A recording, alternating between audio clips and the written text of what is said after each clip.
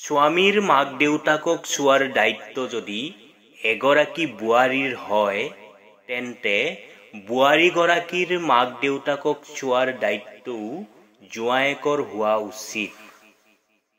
এটা কথা কি জানে, দূৰত্ব সৃষ্টি নহলে প্ৰিয় মানুহজনৰ প্ৰতি ভাল পোৱাৰ গভীৰতা কিমান বুজা নাযায়।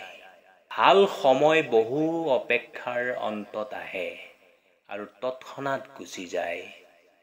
মই বিচৰা নাই মোক কোনোবাই ভাল পাওক, মই বিচৰা নাই কোনোবাই মোৰ বাবে অপেক্ষা কৰক, কাৰণ অপেক্ষা আৰু ভাল পোৱাই দুজন মানুহক হহুৱাই কম কিন্তু কন্দুৱাই বেছি।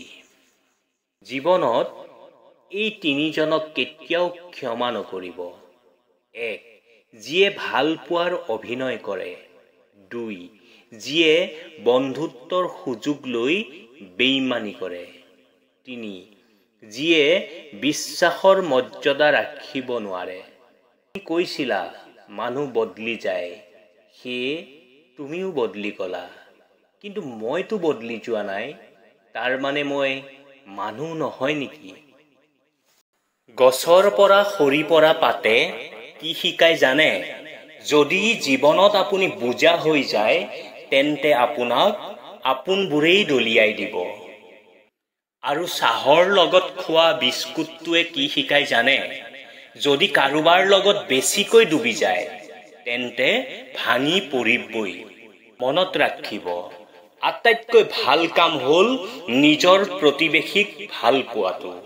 কিন্তু আজিকালি প্ৰায়বোৰ প্ৰতিবেশী হ'ল CC কেমেৰাৰ দৰে। তিতা লগা কিন্তু সত্য কথা। সকলোতকৈ মূল্যৱান বস্তু হ'ল আমাৰ বৰ্তমান। যদি এবাৰ গুচি যায়, গোটেই সংসাৰখনৰ সম্পত্তিয়েও কিনিব নোৱাৰি। কাৰোবাৰ বেয়াটো চাব বিচাৰিছে যদি প্ৰথমে নিজৰ পৰাই আৰম্ভ কৰক। মুখত লাগি থকা হাঁহিটোৱে মিছাও ক'ব পাৰে। সেয়ে মানুহক চোৱাৰ লগতে বুজিবলৈ বেছি যত্ন কৰক। সম্বন্ধটো যিমানেই গভীৰ হয়, আশা তাতোকৈ বেছি গভীৰ হয়। আৰু যিমান ডাঙৰ আশা, সিমানেই ডাঙৰ আঘাত। তোমাৰ আৰু মোৰ শিক্ষাত বহুত পাৰ্থক্য আছে। কিয় জানা? তুমি উস্তাদৰ পৰা শিকিছা আৰু মই পৰিস্থিতিৰ পৰা। কোনোবা এজনে সুধিছিল, মানুহৰ আটাইতকৈ ডাঙৰ বোজা কি? এটা সুন্দৰ উত্তৰ, ফাল্টু ভাৱনাবোৰ। এই ফাল্টু ভাৱনাই মানুহৰ ডাঙৰ বোজা। প্ৰশংসা আনক যিমানেই নকৰক কিয়, কিন্তু অপমান ভাবি চিন্তি কৰিব। কিয়নো অপমান এনেকুৱা এটা ধাৰ, যিটো সময় আহিলে সুতে মূলে ভৰিব লাগিব। জীৱনত আপুনি শান্তি বিচাৰিছে নেকি? তেন্তে এটা কাম কৰক, আনৰ কথা শুনি হৃদয়ত লগাবলৈ বাদ দিয়ক। জীৱনত লক্ষ্য প্ৰাপ্তিৰ বাবে অহৰহ সংগ্ৰাম কৰি যাওক। লক্ষ্যত উপনীত হ'বই।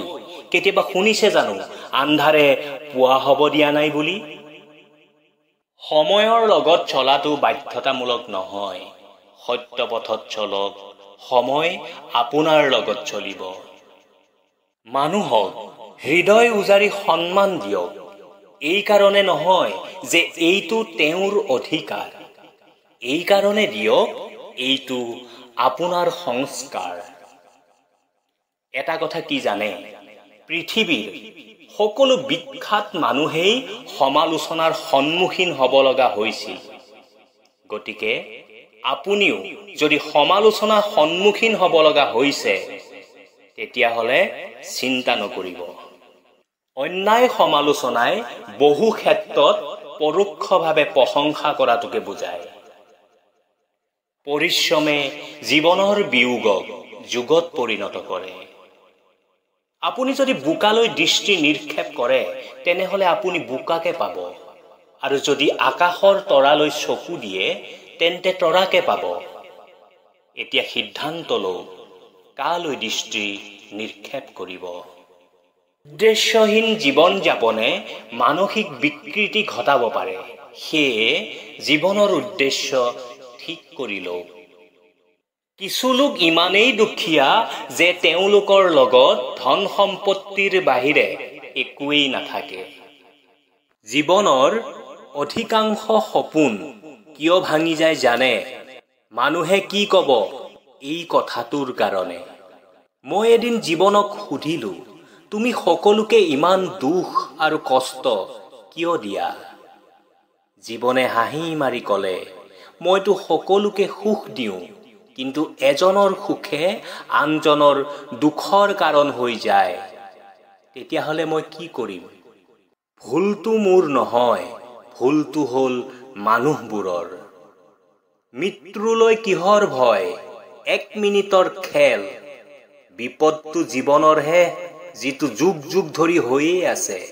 এটা মৰা মানুহে এষাৰ সুন্দৰ কথা কৈছিল, যিসকলে মোৰ মৃতদেহৰ ওপৰত পৰি কান্দি আছে, এতিয়াই যদি মই উঠি যাওঁ, মোক জীয়াই থাকিবই নিদিব।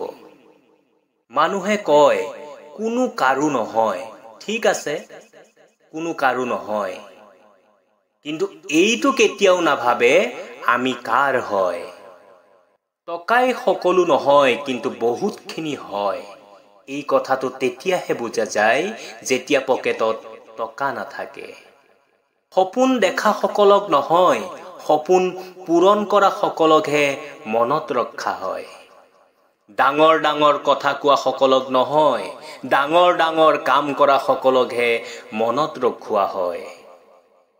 যাৰ লগত একো নাই, দুনিয়াখনে তাকেই হাঁহে, আৰু যাৰ সকলো আছে, তাৰ কাৰণে কিন্তু জ্বলে। যদি মানুহে আপোনাৰ সৰলতাক দুৰ্বল বুলি ভাবে, সমস্যা তেওঁলোকৰ, আপোনাৰ নহয়। সেই সকলৰ কাৰণে ৰাতিপুৱা কেতিয়াও নাহে, যিসকলে জীৱনত কিবা পোৱাৰ আশা এৰি দিছে। পোহৰটো সেই সকলৰ জীৱনতহে হয়, যিয়ে বাৰে বাৰে হাৰি যোৱাৰ পিছতো কিবা এটা পোৱা আশা ৰাখিছে। আপোনাৰ দিনটো আৰম্ভ কৰাৰ আগতে এই 3টা শব্দ সদায় জেপত ভৰাই ল'ব: যত্ন, সত্য আৰু বিশ্বাস। যত্ন সুন্দৰ ভৱিষ্যতৰ বাবে, সত্য নিজৰ কামৰ লগত, বিশ্বাস ভগৱানৰ ওপৰত। তেতিয়া সফলতাই আপোনাৰ ভৰিত চুবহি। সকলোকে জয় কৰি সম্বন্ধ এটা জীয়াই ৰাখিব নোৱাৰি। সম্বন্ধ জীয়াই ৰাখিবৰ কাৰণে শিৰ নত কৰিব লাগিব, সহ্য কৰিব লাগিব, আৰু নিজে হাৰি আনক জিকিবলৈ দিব লাগিব। তেতিয়াহে সম্বন্ধ জীয়াই থাকিব। ভুল স্বীকাৰ কৰা সাহস আৰু শুধৰণি কৰিব পৰা ইচ্ছা যদি মানুহৰ থাকে, তেন্তে নিজৰ ভুলৰ পৰাও মানুহে শিকিব পাৰে। মনৰ শান্তিয়েই হ'ল সকলোতকৈ ডাঙৰ ধন। সন্মানো পাব, টকাও পাব। মা দেউতাক সেৱা কৰক, লগতে স্বৰ্গও পাব। এদিন এজন মানুহে মোক সুধিছিল, আপুনি যে জ্ঞান বিলাই আছে, কি পায়? মই ক'লো, দিয়া লোৱা এটা ব্যৱসায়। যিয়ে দিয়াৰ পিছতো একো নিবিচাৰে, সেইটো মৰম হয়। চকুলো নথকাহেঁতেন চকু ইমান সুন্দৰ নহলহেঁতেন। দুখ নথকাহেঁতেন সুখৰ মূল্য নুবুজিলোহেঁতেন। আৰু বিচাৰোতে সকলো পোৱাহেঁতেন, দুনিয়াত ওপৰৱালাৰ দৰকাৰেই নাথাকিলহেঁতেন।